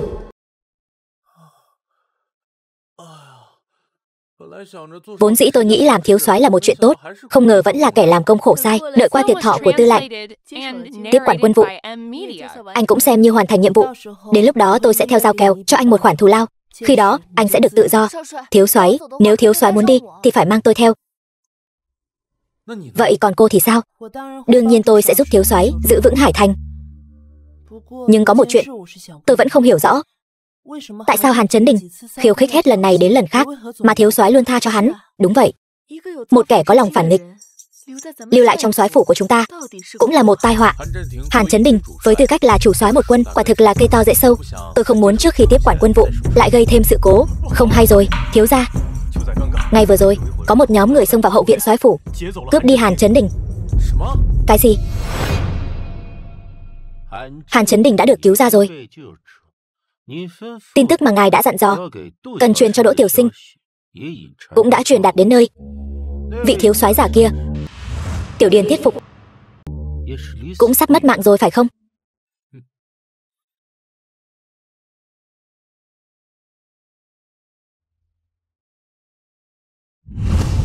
May mắn nhờ có Tiểu Điền giúp đỡ, có Hàn Chấn Đình cản trở từ bên trong, tôi nhất định có thể thuận lợi quay về Hải Thành, tiếp quản quân vụ sau khi thiếu soái chấp trưởng quân vụ. Xin đừng quên lời hẹn ước với bổn thái quân. Đó là lẽ đương nhiên. Trước đây tôi bị Hàn Chấn Đình ngầm hãm hại, may nhờ Tiểu Điền ra tay giúp đỡ mới giữ được một mạng. Đến lúc đó nhất định sẽ theo giao ước mở cửa thành, nghênh đón quân Hoa vào thành. Quân đội của chúng tôi cũng sẽ dốc toàn lực giúp đỡ thiếu soái. Thuyền kiên, pháo lợi tùy thiếu soái điều khiển. Đến lúc đó đừng nói chỉ là một Hàn Chấn Đình, hay là thiếu soái phụ thân của ngài Trương tư lệnh trở về Hải Thành đều phải cúi đầu xưng thần với ngài. Tốt, vậy thì chúc cho sự hợp tác của chúng ta hợp tác vui vẻ. Anh nói không sai, thiếu soái hiện tại trong soái phủ quả thực là một kẻ giả mạo. Chúng ta nhận được tin tức đáng tin cậy, thiếu soái thật sự Trương Khả Phàm không những vẫn còn sống mà còn đang ở trên chiếc du thuyền trở về từ hải ngoại, sẽ đến Hải Thành trong vài ngày tới. Xem ra hắn ta đúng là một thiếu soái giả, tuyệt đối không thể để tên thiếu soái giả này đoạt lấy quân vụ. Đến lúc đó tôi sẽ tặng hắn một món quà lớn. Tiệc thọ của tư lệnh sắp đến, nhất định phải bắt Hàn Chấn Đình về. Rõ. Người cùng đường rồi, không cần dồn chó vào ngõ cụt. Hắn ta bây giờ đã không thể gây ra sóng gió gì nữa. Phải đó, 3 ngày nữa là tiệc mừng thọ của Tư Lạnh rồi. Chúng ta vẫn nên nghĩ xem nên tặng Tư Lạnh món quà gì thì tốt hơn nhỉ. Đúng vậy, có Tư Lạnh trấn giữ, e rằng hắn cũng không dám làm càn chuyện quà mừng thọ.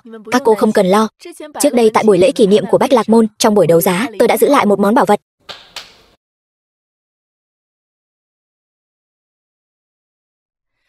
Đây là một chiếc bình, kiểu đao phúc thọ men hồng thời Thanh, trị giá hàng chục triệu. Tặng Tư Lạnh làm quà mừng thọ thì không gì phù hợp hơn. Vẫn là chị tiểu xảo nghĩ chu đáo nhất. Quả thật là không tệ, chỉ là thiếu soái bị ám sát. Trương Phàm dù sao cũng chỉ là một người thế thân, Tư Lạnh đối xử với cô như con ruột. Chuyện thiếu soái qua đời, khi nào cô định nói thật với Tư Lạnh? Đợi sau tiệc mừng thọ rồi nói vậy. Tôi không muốn ông ấy người đầu bạc tiễn kẻ đầu xanh, nhưng giả thì cuối cùng vẫn là giả. Trương Phàm có lẽ có thể lừa được người khác. Tư Lạnh dù sao cũng là cha ruột của thiếu soái, làm sao cũng không thể lừa được Tư Lạnh. Xe đến núi ắt có đường, cửa ải này vẫn phải tự anh vượt qua thôi.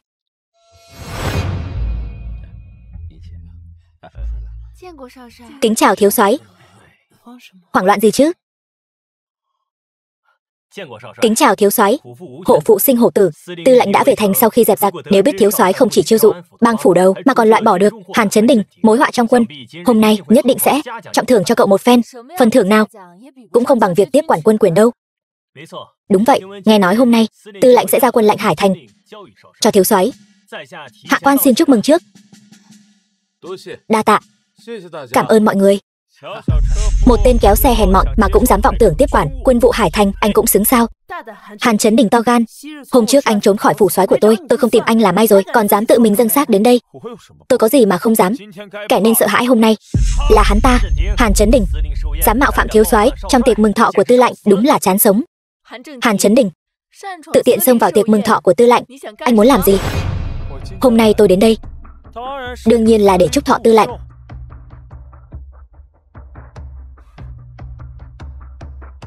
Cái thứ này chính là món quà mừng thọ mà tên giả mạo như anh tặng cho Tư Lạnh sao? Vô lễ. Đây là chiếc bình, kiểu đao phúc thọ men hồng thời Thanh, trị giá hàng chục triệu. Làm hỏng rồi, anh có gánh nổi trách nhiệm không? Vật phẩm thời Thanh, trị giá hàng chục triệu. Cho dù tôi có đập vỡ nó thì có thể làm gì được chứ?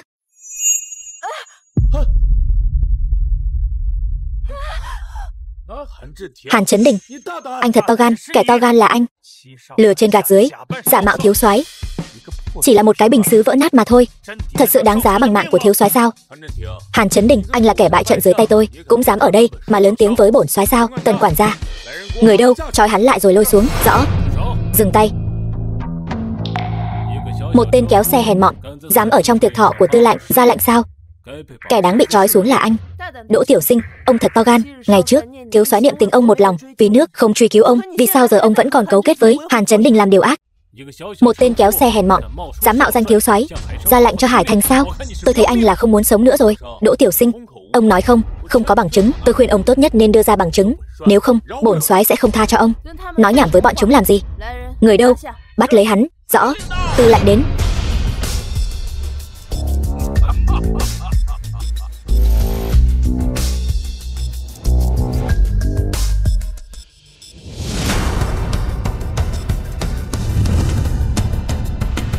Tư Lạnh trả thiếu soái.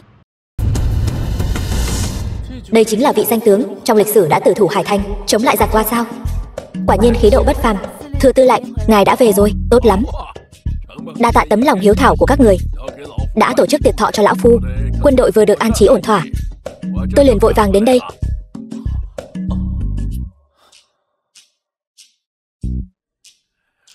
Phụ thân, chuyện của con ta đã nghe nói rồi. Dựa vào liên hôn đã giành được sự giúp đỡ của Tổng hội Hàng Hải, lại còn thắng được đại hội tỷ võ, không chỉ chiêu mộ được bang phủ đầu mà còn chỉnh đốn Hàn Chấn Đình, làm tốt lắm. Người này không phải thiếu soái Đỗ Tiểu Sinh, chẳng lẽ lão phu không nhận ra được con trai của mình sao? Người này trông giống thiếu soái, tên cũng chỉ khác một chữ, nhưng người này không phải thiếu soái to gan. Đỗ Tiểu Sinh, cậu đã được con tôi thu nhận dưới trướng thì tự nhiên phải hết lòng phò tá, thế mà cậu lại cấu kết với Hàn Chấn Đình, gây náo loạn tiệc thọ của lão phu. Tôi thấy hai người là chán sống rồi. Bẩm Tư Lạnh, Đỗ Tiểu Sinh tôi không phải kẻ tiểu nhân, nhưng người này không phải thiếu soái đang lừa dối Tư Lạnh. Đỗ Tiểu Sinh tôi tuyệt đối không cho phép. Đúng vậy. Người này không phải là thiếu soái, chỉ là một tên lừa đảo giang hồ, tuyệt đối không thể dễ dàng tha cho hắn. Trước đây, tôi đã hạ lệnh đưa cậu về thành tiếp quản quân vụ. Cậu lại phái Đỗ Tiểu Sinh ám hại. Nếu không có cậu gây chuyện, con tôi sao có thể hết lần này đến lần khác bị người khác nghi ngờ thân phận. Hôm nay lão phu nhất định phải lấy lại quân lệnh Hải Thành này, tự tay giao cho con trai tôi. Còn về phần các người, Đỗ Tiểu Sinh, Hàn Chấn Đình, còn không mau đến chịu tội. Tư lệnh, không được, người này không phải thiếu soái thật. Tôi biết nói suông không có bằng chứng, nhưng tôi đã nhận được tin tức thiếu soái thật vẫn còn sống. Hơn nữa, còn sẽ đến Hải Thành. Hiện tại đang trên đường đến Thọ Yến. Thiếu soái, anh ấy vẫn còn sống. Xong rồi, múa rìu qua mắt thợ. Thiếu soái thật sự đã trở về. Người đầu tiên bị trảm chẳng phải là mình sao? Vậy nên tư lệnh tuyệt đối không thể giao quân quyền Hải Thành cho một kẻ mạo danh. Không hay rồi, tư lệnh. Chuyện gì? Giặc qua toàn lực xâm lược, hiện giờ đã đến ngoài thành. Tướng lĩnh giặc qua, Tiểu Điền Thiết Phục đã gửi thư đến, yêu cầu ngài bỏ thành đầu hàng. Bằng không thì sao? Bằng không sẽ nhuộm máu Hải Thành. Hàn Chấn Đình, hóa ra anh hết lần này đến lần khác nghi ngờ thân phận thiếu soái, giờ lại gây rối tại Thọ Yến của tư lệnh. Hóa ra tất cả đều là để kéo dài thời gian cho giặc qua. Cô nói bậy. Sao tôi có thể cấu kết với giặc qua được chứ? Hàn Chấn Đình tư thông với địch. Còn cậu nữa, dám mạo danh con trai tôi để lừa gạt. Người đâu? Mau bắt hết chúng lại cho tôi. Tôi xem ai dám. Tư lệnh, tuyệt đối không được. Ngay cả lệnh của lão phu cũng không nghe nữa sao? Các người muốn tạo phản sao? Tìm anh ta mạo danh là chủ ý của tôi. Nếu tư lệnh muốn phạt thì hãy phạt tôi. Trương Phàm tuy là mạo danh, nhưng cũng là vì lợi ích của soái phủ. Vẫn xin tư lệnh hãy suy nghĩ kỹ. Tôi Giang Tâm Nguyệt đã gả cho anh ta, người mà soái phủ không cần, tổng hội hàng hải của tôi sẽ cần. Trương Phàm tuy thân phận là giả, nhưng việc giúp bang phủ đầu của tôi bình định nội loạn là thật. Động đến anh ta, tôi là người đầu tiên không đồng ý. Được.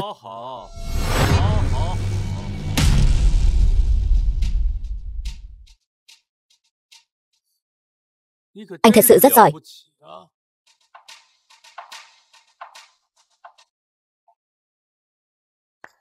Chuyện này là sao? Sao lại có hai thiếu soái? Con trai Trương Khả Phàm bái kiến phụ thân đại nhân. Tôi đã nói rồi mà, hắn là một tên lừa đảo từ đầu đến cuối. Thiếu soái thật ngay tại đây. Con ngoan, không sao là tốt rồi. Hiện giờ thiếu soái đã trở về. Tư lệnh xin hãy hạ lệnh tru diệt tên mạo danh này. Phàm Nhi, rốt cuộc chuyện này là sao? Phụ thân đừng lo, thiếu soái trở về, anh được cứu rồi. Thiếu soái, khi anh bị ám hại, tung tích không rõ. Nếu không phải hắn mạo hiểm thay thế, e rằng Hải Thành bây giờ đã là thiên hạ của Hàn Chấn Đình rồi. Phụ thân có điều không biết, người này là do con cố ý sắp xếp. Con biết ngay Hàn Chấn Đình đó sẽ không ngồi yên chờ mất mạng để con thuận lợi tiếp quản quân vụ Hải Thành. Bổn soái đã sớm liệu được, hắn sẽ ra tay trên đường bổn soái về thành. Vì vậy, bổn soái đã tương kế tiệu kế. Là anh cố ý bị Đỗ Tiểu Sinh làm bị thương, cũng là anh dẫn dụ em tìm Trương Phàm. Đúng vậy, việc thay đổi quân vụ vốn dĩ là chuyện đầy gió tanh mưa máu. Vì vậy, tôi đã tìm một kẻ thế mạng làm tấm bia đỡ đạn. Ai ngờ thằng nhóc này lại có chút bản lĩnh thật. Không chỉ không tốn một giọt máu, mà còn chiêu dụ được bang búa rìu, lại còn dồn Hàn Chấn Đình vào bước đường cùng như vậy. Bổn soái xem ra đúng là đã đánh giá thấp anh rồi. Kẻ thế mạng, bổn soái thoát nạn trong gang tấc. Thực ra người cần cảm ơn lại là người khác.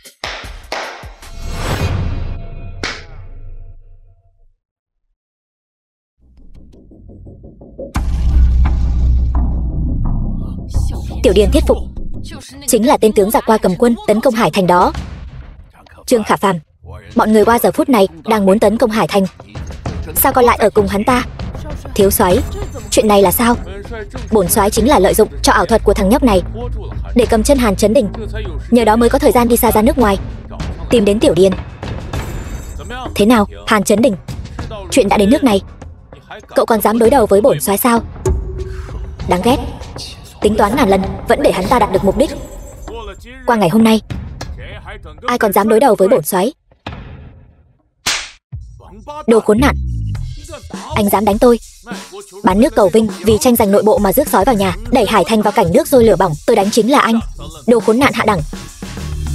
Nếu không phải anh còn có chút giá trị với bổn soái, anh có thể sống những ngày tháng tốt đẹp mấy tháng nay sao? Anh không những không biết ơn, lại còn dám phạm thượng đối đầu với bổn soái. Vậy ra tôi còn phải cảm ơn anh nữa sao?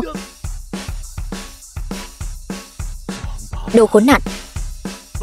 Bổn soái sắp tiếp quản quân lệnh Hải Thành, còn có Tiểu Điền chống lưng cho bổn soái.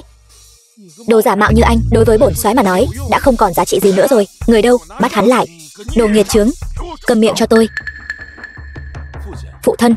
Chẳng lẽ phụ thân cũng muốn đối đầu với con sao? Không phải ta muốn đối đầu với con, mà là con bị quyền lực làm mờ mắt, cấu kết với giặc qua, muốn đối đầu với cả Hải Thành. Phụ thân! Giờ đây con không chỉ có Tiểu Điền chống lưng, mà còn có Tổng hội Hàng Hải, Bách Lạc Môn và bang búa rìu giúp sức. Muốn xử lý một kẻ giả mạo dễ như trở bàn tay. Các người cũng quá tự cao tự đại rồi đấy. Bang phủ đầu chúng tôi há lại giúp một tên bán nước như anh. Đúng vậy, nếu anh còn cố chấp không tỉnh ngộ, gia tài vạn quán của Tổng hội Hàng Hải chúng tôi dù có cho chó ăn cũng không cho người qua. Bách Lạc Môn chúng tôi tuy đều là phái nữ yếu ớt, nhưng ai nấy đều là người cứng rắn. Bọn các người đúng là lũ không biết điều. Vì một tên kéo xe cỏn con mà dám đối đầu với tôi. Tin hay không thì tùy, chỉ cần quân lệnh của Tiểu Điền vang lên là có thể khiến cái gì mà Bách Lạc Môn, Tổng hội Hàng Hải, bang phủ đầu biến mất khỏi Hải Thành trong chớp mắt. Kể từ ngày em tìm thấy Trương Phàm mạo danh anh, em đã hứa với anh ta dù thế nào cũng phải bảo toàn tính mạng cho anh ta. Tần Khả Tâm tôi nói là làm. Trương Phàm tuy là kẻ giả mạo, nhưng so với một kẻ bán nước cầu vinh thì anh ta lại giống một người đàn ông thực thụ hơn. Tôi, Giang Tâm Nguyệt, người tôi gả là Trương Phàm, gia tài vạn quán của Tổng hội Hàng Hải chúng tôi dù thế nào cũng phải bảo vệ anh ta. Đại hội tỷ võ, người chiêu dụ bang phủ đầu là Trương Phàm.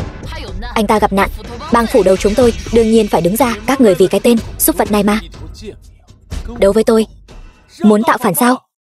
Ngày xưa mình vì thấy chuyện bất bình mà mất mạng, hôm nay là ngày tôi.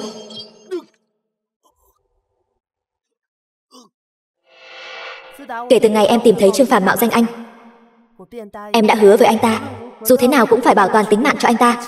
Tần Khả Tâm tôi nói là làm. Trương Phàm tuy là kẻ giả mạo, nhưng so với một kẻ bán nước cầu vinh thì anh ta lại giống một người đàn ông thực thụ hơn. Tôi, Giang Tâm Nguyệt, người tôi gả cho là Trương Phàm, gia tài vạn quán của Tổng hội Hàng Hải chúng tôi dù thế nào cũng phải bảo vệ anh ta. Đại hội tỷ võ, người chiêu dụ bang phủ đầu là Trương Phàm. Anh ta gặp nạn, bang phủ đầu chúng tôi đương nhiên phải đứng ra. Mình cứ nghĩ nếu được sống lại lần nữa, chỉ cần sống tạm bỡ qua ngày ở thời dân quốc là đủ rồi. Không ngờ kẻ địch lớn đang ở trước mắt, mà các cô ấy lại từng người một bảo vệ mình. Tôi, Đỗ Tiểu Sinh, tự nhận mình không phải người tốt gì, nhưng tuyệt đối không cho phép người Oa đặt chân vào Hải Thành, dù chỉ một bước. Còn có tôi nữa. Trước đây, người Oa từng xâm lược Hải Thành, khiến dân chúng lầm than. Giờ đây, anh vẫn là niềm hy vọng. Lịch sử người Oa xâm lược Hải Thành, sao anh biết? Thật ra, tôi cũng là người xuyên không đến. Tôi đã đọc kỹ lịch sử. Ban đầu, tôi biết thiếu soái đã rước họa vào thân. Sau khi biết tin về anh, tôi cứ nghĩ là anh nên mới nhiều lần nhắm vào anh. Mãi sau này tôi mới biết, thì ra là hắn. Anh là giáo viên lịch sử hả? Tôi đã sớm biết anh là lập trình viên rồi. Cùng làm thôi. Bọn các người đúng là lũ kiến hôi không biết điều. Lại không tôn trọng bổn thiếu soái, lại đi kết bè với tên kéo xe hèn mọn này. Quân đội Thái quân đã áp sát thành rồi. Các người làm như vậy chẳng khác nào lấy trứng trọi đá. Phụ thân, xin hãy ra lệnh lấy mạng tên kéo xe hèn mọn này để chấn chỉnh quân uy. Mạo danh Trương Phàm là lỗi của tôi. Tư lệnh, muốn lấy mạng hay lấy thịt, ngài cứ tùy ý, nhưng tôi, Trương Phàm, tuyệt đối không cho phép người Oa đặt chân vào Hải Thành nửa bước. Một tên kéo xe hèn mọn cũng dám bất kính với Tiểu Điền. Trước đây, quân Oa xâm lược Hải Thành, tôi đã dẫn dắt quân đội dốc sức diệt địch, mới có được sự yên ổn của Hải Thành trong mấy năm nay. Trương Phàm tuy là mạo danh, nhưng lại giữ được sự yên bình cho Hải Thành. Hôm nay tôi ở đây, tôi xem ai dám động đến hắn. Không hỏi mà lấy là trộm, không mời mà đến là xâm phạm. Tiểu Điền thuyết phục. Anh vì muốn tấn công Hải Thành, lợi dụng nội loạn để đánh cắp con trai tôi, biến nó thành chó săn của bọn người Oa các người. Hôm nay tự tiện xông vào tiệc thọ của lão phu, món nợ này vừa hay tính toán một thể. Thiếu soái, tôi hảo tâm hảo ý đến chúc thọ. Đây chính là đạo đãi khách của Hải Thành các người sao? Phụ thân, cha đang làm gì vậy? Ngày trước con bị Hàn Chấn Đỉnh ám toán, may nhờ Tiểu Điền mới giữ được tính mạng. Hơn nữa, cha từng đuổi Tiểu Điền ra khỏi Hải Thành. Hắn không những không ghi hận mà còn lấy ơn báo oán, cứu con. Hắn quả thực là đại ân nhân của Trương gia chúng ta. Phải rồi, Tiểu Điền còn hứa với con, chỉ cần con lấy được quân lệnh Hải Thành, mở rộng cổng thành đón quân Hoa vào thành, hắn không những có thể đối xử tốt với bách tính Hải Thành, mà còn có thể phò trợ bổn soái, làm chủ nhân thực sự của Hải Thành. Đồ nghịch tử nhà con! Chủ nhân Hải Thành từ trước đến nay chưa bao giờ là một người, mà là hàng chục triệu bách tính. Đồ đại nghịch bất đạo nhà con! Hôm nay tôi phải thay Hải Thành đại nghĩa diệt thân, trừ bỏ nghiệt chướng nhà con. Lão già nhà ông, đừng không biết điều, mau giao quân lệnh Hải Thành cho tôi, để tôi mở cổng thành cho bọn chúng vào. Con Tư lệnh, ngài tư lệnh.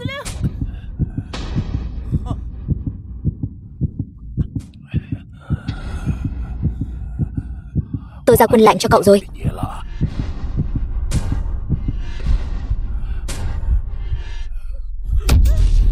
Tư lệnh, Trương Phàm, dù anh có lấy được quân lệnh cũng vô dụng, giao quân lệnh Hải Thành ra đây. Hôm nay bổn soái có thể tha mạng cho anh. Trương Khả Phàm, đồ súc sinh đại nghịch bất đạo nhà anh. Bao nhiêu năm nay anh và tôi tuy chỉ là vợ chồng trên danh nghĩa, nhưng nhờ ơn tư lệnh, tôi tự hỏi đã dốc hết sức báo đáp anh. Nhưng những gì anh làm hôm nay, trời đất khó dung.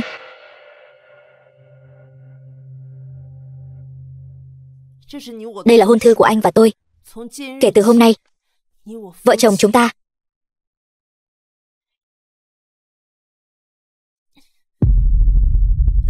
ân đoạn nghĩa tuyệt.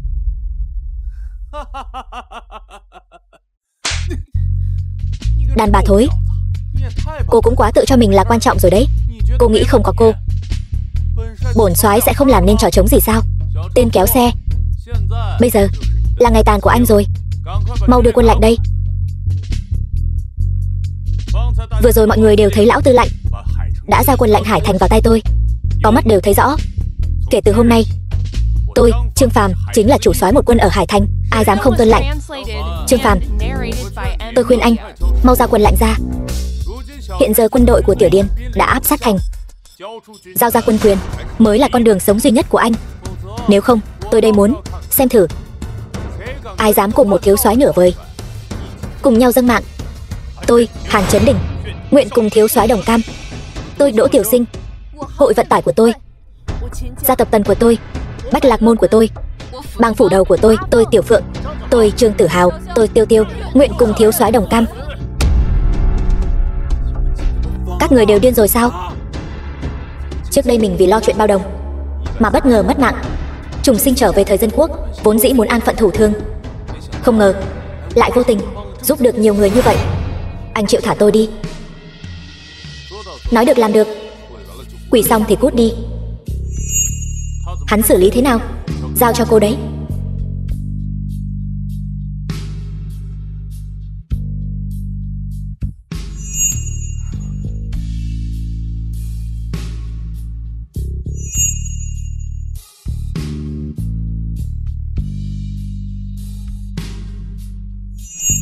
Lão tử muốn kéo một con đàn bà chôn cùng.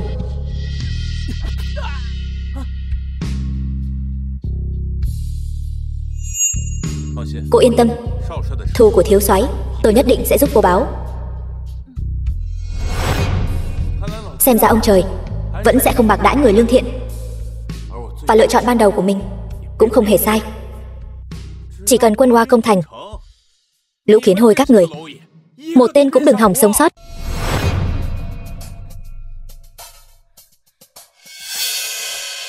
Chồng ơi, cứu em, đến rồi.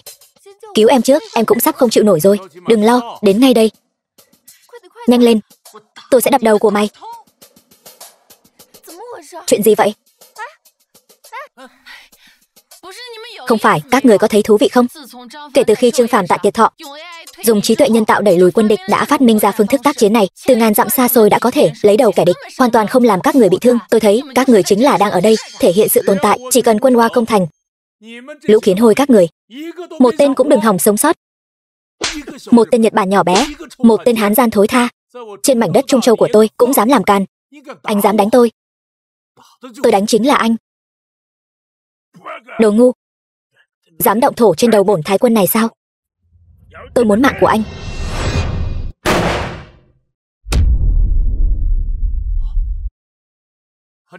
Hàn Chấn Đình, cậu điên rồi sao? Quân Hoa đã áp sát thành rồi. Cậu dám lấy mạng thái quân sao? Thiên hạ hưng vong, thất phu hữu trách. Dù có mất mạng thì có thể làm gì được? Nếu có người phải mất mạng thì chỉ có hắn ta, Trương Khả Phàm thôi. Các bộ phận nghe lệnh, hành động. Làm gì vậy? Anh cầm tấm sắt này, ảo tưởng bảo vệ Hải Thành, bảo vệ từng tên tiện dân này. Bây giờ Quân Hoa các người đã sớm nằm trong tầm kiểm soát của tôi rồi. Dừng cái trò ra vẻ của anh lại đi. Khả Phàm, ngay vừa rồi, đài phát thanh quân ta đã bị xâm nhập. Quân đội đã mất liên lạc lẫn nhau rồi. Quân đội của ta đã tổn thất gần hết rồi. Cậu nói gì?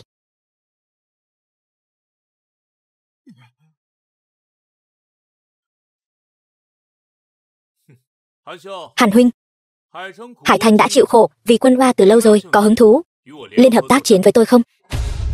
Tôi đã sớm nóng lòng rồi. Được. Tất cả nghe lệnh, ra trận diệt địch. Tuân lệnh. Năm Dân Quốc 13, Trương Phàm và Hàn Chấn Đình liên thủ đánh bại Quân Hoa, bảo vệ Hải Thành, mang lại hòa bình và ổn định. Lôi Trá Thiên, cô cứ lo tốt cho cái bang phủ đầu của cô đi, ngày nào cũng chạy đến soái phủ của chúng ta làm gì? Còn cô nữa, chị Tâm, cô không biết sao? Thiếu soái đã đồng ý cưới chúng ta rồi. Sau này, chúng ta sẽ là người một nhà. Cái gì? Cái gì cơ? Cái gì mà cái gì? Các người còn chưa biết sao? Thiếu soái không nói cho các người biết sao? Trương Phàm, Trương Phàm, Trương Phàm.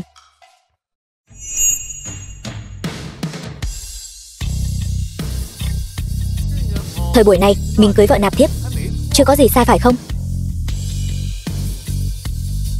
Trương Phàm, anh đứng lại cho em.